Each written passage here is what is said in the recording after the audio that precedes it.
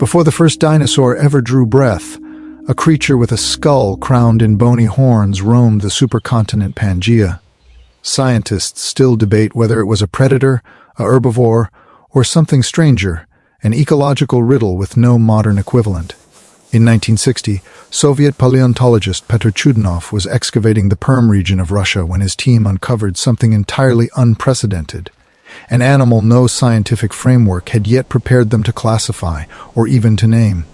Its full name, Estemmenosuchus mirabilis, translates from Greek as crowned crocodile, wonderful. Yet it was neither crocodile nor lizard. It belonged to the Therapsida, the mammal-like reptiles, our own distant ancestors' broader family tree. This was no small curiosity. Estemmenosuchus could reach 4 meters in length and weigh as much as 500 kilograms, roughly equivalent to a modern elk, but far more architecturally bizarre in every proportional dimension imaginable. The most striking feature was its skull, bearing multiple bony protrusions, lateral cheek flanges, a forward sweeping nasal horn, and paired cranial bosses. No other therapsid has ever evolved a comparable arrangement of skull ornamentation. For decades, scientists assumed those horns meant aggression. But tooth analysis changed everything. The teeth of Estemmenosuchus are heterodont, mixing canine-like fangs with broader, flatter, crushing surfaces. Nothing quite fits a single dietary label. Modern isotope studies on similar Permian taxa, combined with Estemmenosuchus's barrel-shaped torso and dental wear patterns, have led most researchers to favor a predominantly herbivorous lifestyle. Though opportunistic omnivory cannot be confidently ruled out, one of the most tantalizing aspects of Estemmenosuchus is its skin.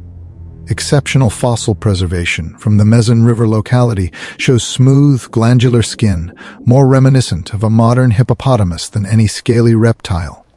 Smooth glandular skin suggests Estemmenosuchus may have relied on moisture and shade to regulate body temperature. This places it in a complex metabolic gray zone between cold-blooded ancestors and warm-blooded descendants. Estemmenosuchus lived approximately 265 million years ago during the Middle Permian period, a time when Earth hosted a single landmass.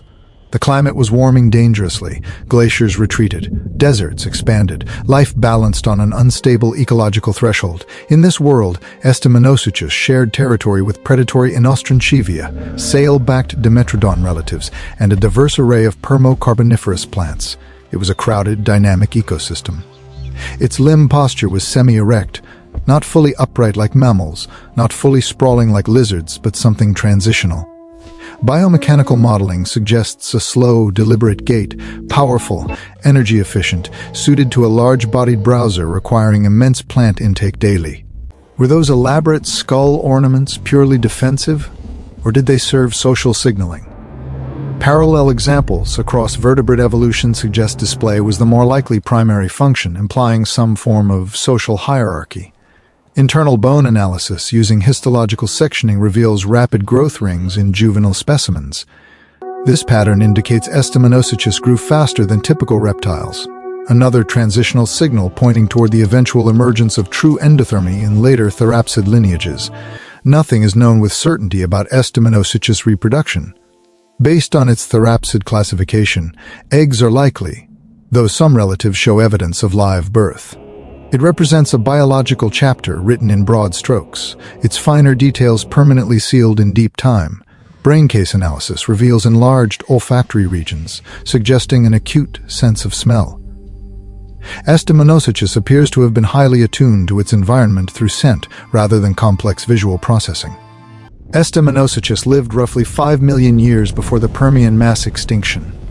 Over 95% of marine species and 70% of terrestrial species would perish. The world this creature knew was running out of time. Despite its strange silhouette, Estemmenosuchus represents something profound.